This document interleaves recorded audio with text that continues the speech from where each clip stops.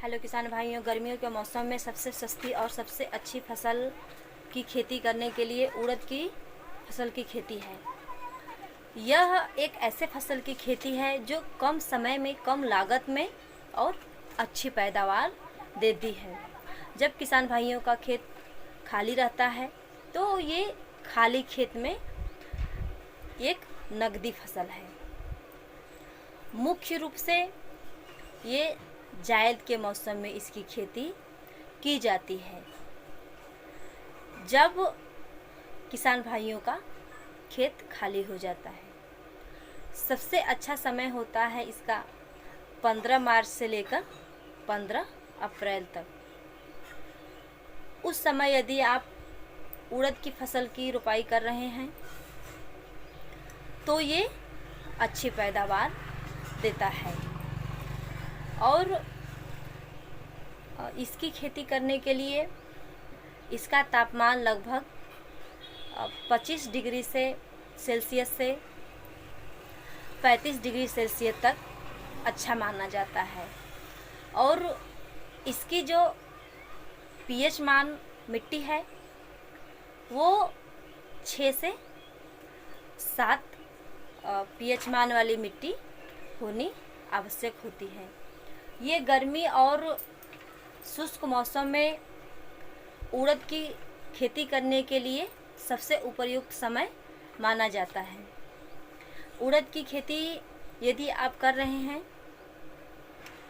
तो ये कम लागत में अच्छा मुनाफा देता है किसान भाइयों को। उड़द एक ऐसे फसल की खेती है जिसको आप स्टोर करके भी रख सकते हैं। जब मार्केट में रेट इसका अच्छा रहता है उस समय आप इसकी मार्केट में अच्छे रेटों पे आप बेच सकते हैं। किसान भाइयों, ये लगभग 60 से 65 दिन में तैयार होने वाली अच्छी फसल है। और इसमें एक खास बात और होता है कि ये बार बार तोड़ाई नहीं किया जाता है। एक ही बार में सारा फसल एक साथ तैयार हो जाता है और आप इसकी कटाई करके इसे या फिर स्टोर करके रख लीजिए या फिर इसको मार्केट में बेच दीजिए जब अच्छा रेट रहे। और किसान भाइयों, यदि इस फसल की सही समय पर रोपाई की जाती है तो उस समय अच्छे पैदावार होते हैं। और लेट से रोपाई की जाती है तो अधिक तापमान होने के कारण इसमें फलियां कम लगती हैं, जिसके कारण पैदावार में कमी हो जाती है।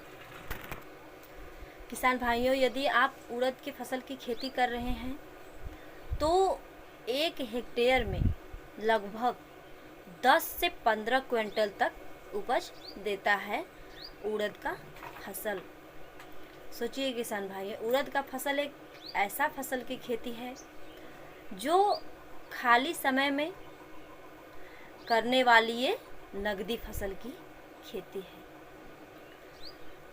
और उड़द की खेती जब आप कर रहे हैं फसल की तो उसकी सिंचाई कब कब करनी चाहिए, कितने कितने दिनों पे करनी चाहिए।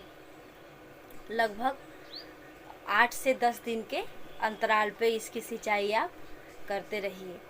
और जब इसमें फूल फल लगने लगे हों तो उस समय इसकी सिंचाई आप ज़रूर कीजिए। फूल और फलियां लगने के समय इसकी सिंचाई करने से बहुत ही अच्छा होता है। उसमें फूल कम मात्रा में गिरते हैं जिसके कारण फलियां अधिक लगती हैं और पैदावार भी अधिक होगा।